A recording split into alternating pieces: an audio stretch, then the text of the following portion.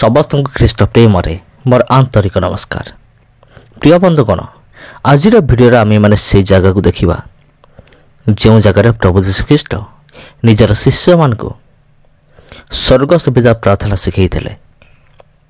ହଁ ପ୍ରିୟ ବନ୍ଧୁଗଣ,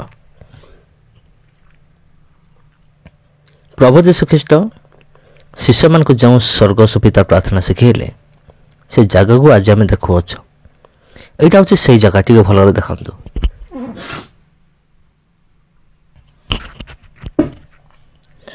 ଖ୍ରୀଷ୍ଟରେ ପ୍ରିୟ ଭାଇ ଏବଂ ଭଉଣୀମାନେ, ପ୍ରଭୁ ଯୀଶୁଖ୍ରୀଷ୍ଟ ଏ ଜଗତରେ 33.5 ବର୍ଷ ଥିଲେ। ଆଉ 30 ବର୍ଷ ସେ ନିଜର ପିତାମାତାଙ୍କୁ କାର୍ଯ୍ୟରେ ସାହାଯ୍ୟ କରିଥିଲେ। ବିଶେଷ କରି ତାଙ୍କର ଜାଗତିକ ପିତା ଯୋସେଫଙ୍କୁ ବଢ଼େଇ କାର୍ଯ୍ୟରେ ସେ ସାହାଯ୍ୟ କରିଥିଲେ। ଆଉ ଯଦି ଆମେ ଦେଖିବା, ଆଉ ବାକି ଯେଉଁ 3.5 ବର୍ଷ ରହିଲା, ଏ 3.5 ବର୍ଷ ମଧ୍ୟରେ ସେ ଶିଷ୍ୟ କଲେ, ଶିଷ୍ୟମାନଙ୍କୁ ଶିକ୍ଷା ଦେଲେ, ଅନେକ ଆଶ୍ଚର୍ଯ୍ୟ କର୍ମ କଲେ, ଅଦ୍ଭୁତ କର୍ମ କଲେ, ଆଉ ଶେଷରେ କ୍ରୁଶ ଉପରେ ପ୍ରାଣ ବଳି ଦେଲେ। ତେବେ ପ୍ରଭୁ ଯୀଶୁଖ୍ରୀଷ୍ଟ ତାଙ୍କର ଜୀବନ କାଳ ମଧ୍ୟରେ ଯେତେ ବି ଆଶ୍ଚର୍ଯ୍ୟ କର୍ମ କରିଥିଲେ, ତା ମଧ୍ୟରେ ପ୍ରଭୁ ଯୀଶୁଖ୍ରୀଷ୍ଟ ଅନେକ ଦୃଷ୍ଟାନ୍ତ ମଧ୍ୟ ଦେଇଥିଲେ। ଆଉ ବିଶେଷ କରି ସବୁଠାରୁ ଖାସ୍ କଥା ହେଉଛି, ଆଉ ଶିଷ୍ୟମାନେ ପ୍ରଭୁ ଯୀଶୁଖ୍ରୀଷ୍ଟଙ୍କୁ ପଚାରିଲେ ଯେ ହେ ଗୁରୁ, ଆମମାନଙ୍କୁ ପ୍ରାର୍ଥନା ଶିଖାନ୍ତୁ। ଆପଣମାନେ ପାଇପାରିବେ ମାଥ୍ୟୁ ଲିଖିତ ସୁସମାଚାର ତାର 6 ଅଧ୍ୟାୟରେ ଆପଣ ପାଇପାରିବେ।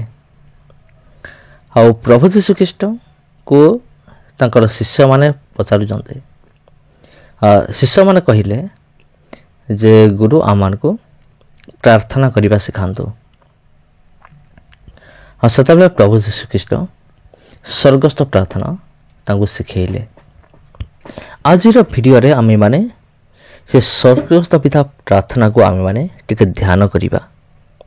ଆପଣମାନେ ସେ ଜାଗାକୁ ଦେଖୁଥାନ୍ତୁ, ତା ସହିତ ଈଶ୍ୱରଙ୍କ ବାକ୍ୟ ମଧ୍ୟ ଶୁଣୁଥାନ୍ତୁ।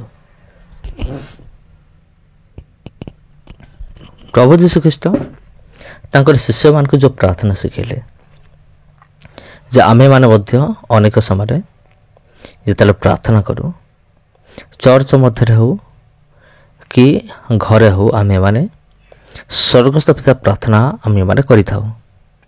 କିଛି ଚର୍ଚ୍ଚ ରହିଅଛି ଯେଉଁମାନେ କି ସେମାନେ ସ୍ୱର୍ଗସ୍ଥ ପିତା ପ୍ରାର୍ଥନା ସେମାନେ କରନ୍ତି ନାହିଁ। ଆଉ କିଛି ମଣ୍ଡଳୀ ଏପରି ଅଛି ଯେଉଁମାନେ କି ସ୍ୱର୍ଗସ୍ଥ ପିତା ପ୍ରାର୍ଥନା ସେମାନେ କରିଥାନ୍ତି। ଆଉ ଯଦି ଆମେ ଦେଖିବା ସ୍ୱର୍ଗସ୍ଥ ପିତା ପ୍ରାର୍ଥନାରେ ଆମେମାନେ ଏପରି କହିଥାଉ, ଆହେ ଆମମାନଙ୍କର ସ୍ୱର୍ଗସ୍ଥ ପିତା, ତୁମ ନାମ ପବିତ୍ର ବୋଲି ମାନ୍ୟ ହେଉ, ତୁମର ରାଜ୍ୟ ଆସୁ, ଯେପରି ସ୍ୱର୍ଗରେ ସେହିପରି ପୃଥିବୀରେ ତୁମର ଇଚ୍ଛା ସଫଳ ହେଉ। ଆଜି ଆମମାନଙ୍କୁ ପ୍ରୟୋଜନ ଆହାର ଦିଅ। ଆମେମାନେ ଯେପରି ଆପଣା ଅପରାଧୀମାନଙ୍କୁ କ୍ଷମା କରିଅଛୁ, ସେହିପରି ଆମମାନଙ୍କର ଅପରାଧ ସବୁ କ୍ଷମା କର। ପରୀକ୍ଷାରେ ଆମମାନଙ୍କୁ ଆଣ ନାହିଁ, ମାତ୍ର ମନ୍ଦ ରକ୍ଷା କର, ଯେଉଁ ରାଜ୍ୟ ପରାକ୍ରମ ଗୌରବ ଯୁଗେ ଯୁଗେ ତୁମର। ଆମେନ୍।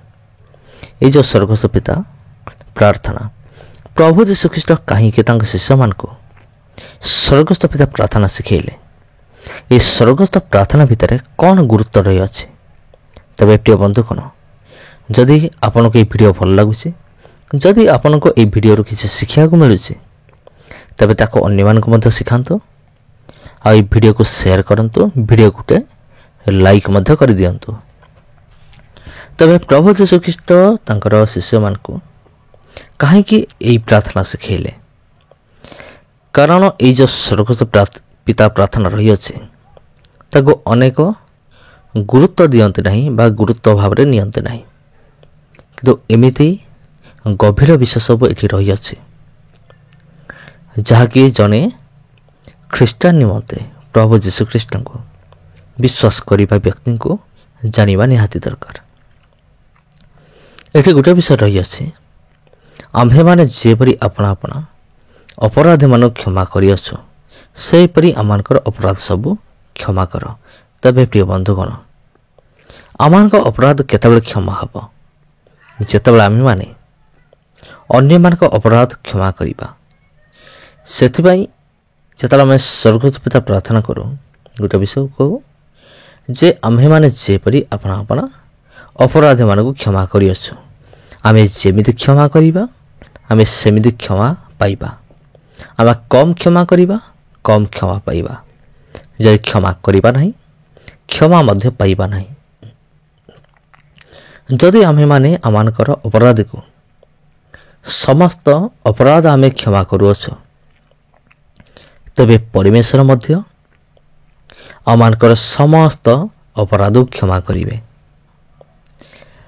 ଆଉ ସେଥିପାଇଁ ପ୍ରଭୁ ଯୀଶୁଖ୍ରୀଷ୍ଟ ପ୍ରାର୍ଥନା ମଧ୍ୟରେ ଗୋଟେ ବିଷୟ କହିଲେ, ଯେଉଁ ସ୍ୱର୍ଗସ୍ଥ ପିତା ପ୍ରାର୍ଥନା ରହିଅଛି, ଆମ୍ଭେମାନେ ଯେପରି ଆପଣା ଆପଣା ଅପରାଧମାନଙ୍କୁ କ୍ଷମା କରିଅଛୁ, ସେହିପରି ଆମମାନଙ୍କର ଅପରାଧ ସବୁ କ୍ଷମା କର।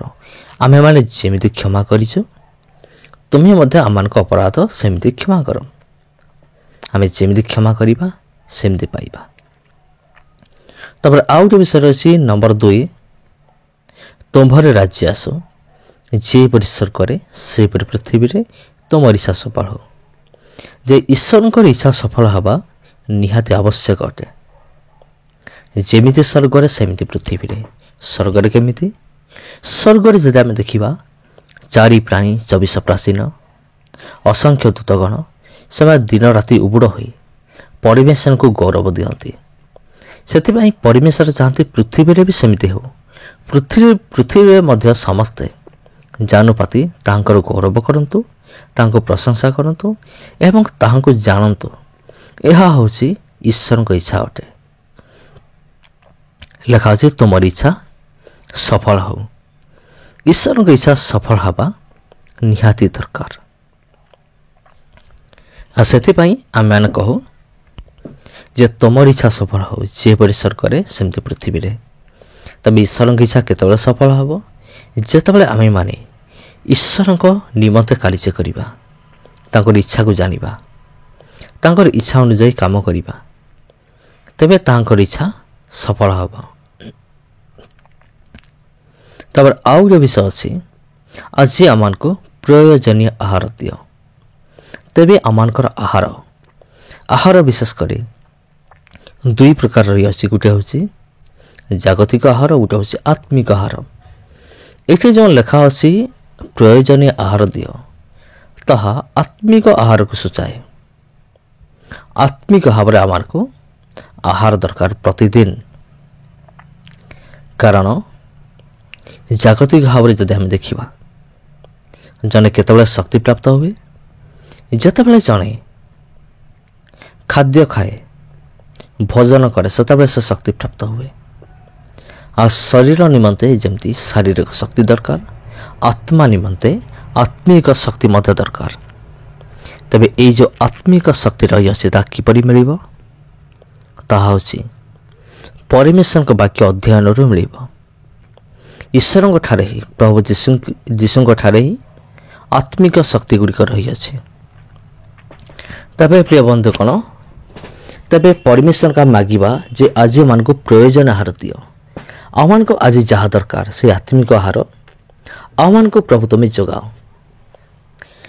ତେବେ ପ୍ରିୟ ବନ୍ଧୁଗଣ, ପ୍ରଭୁ ଯୀଶୁଖ୍ରୀଷ୍ଟ ତାଙ୍କ ଶିଷ୍ୟମାନଙ୍କୁ ଯେଉଁ ପ୍ରାର୍ଥନା ଶିଖାଇଥିଲେ, ଦେଖନ୍ତୁ ଏଠି ଗୋଟେ ଚର୍ଚ୍ଚ ହେଇଯାଇଛି, ଏଠି ଗୋଟେ ମଣ୍ଡଳୀ ଗୃହ ଅଛି। ଏ ସ୍ଥାନକୁ ଲୋକମାନେ ଆସନ୍ତି, ଉପାସନା କରନ୍ତି। ଏ ଜାଗାକୁ ସେମାନେ ପରିଦର୍ଶନ କରିକି ନିଜ ଘରକୁ ସେମାନେ ଯାଆନ୍ତି। ତେବେ ପ୍ରିୟ ବନ୍ଧୁଗଣ, ଆପଣମାନଙ୍କ ପ୍ରତ୍ୟେକଙ୍କୁ ହୃଦୟ ସହିତ ଆନ୍ତରିକ ନମସ୍କାର। ଏ ଭିଡ଼ିଓକୁ ଅନ୍ୟମାନଙ୍କ ପାଖକୁ ମଧ୍ୟ ସେୟାର କରନ୍ତୁ, ଯେପରି ସେମାନେ ମଧ୍ୟ ଏଭଳି ଐତିହାସିକ ଜାଗା ଗୁଡ଼ିକ ଦେଖିବା ନିମନ୍ତେ ସୁଯୋଗ ପାଇବେ। ବିଶେଷ କରି ବାଇବେଲ ଭିତ୍ତିକ ଯେଉଁ ଐତିହାସିକ ଜାଗା ଗୁଡ଼ିକ ରହିଅଛି, ସମସ୍ତଙ୍କୁ ଖ୍ରୀଷ୍ଟ ପ୍ରେମରେ ଆନ୍ତରିକ ନମସ୍କାର।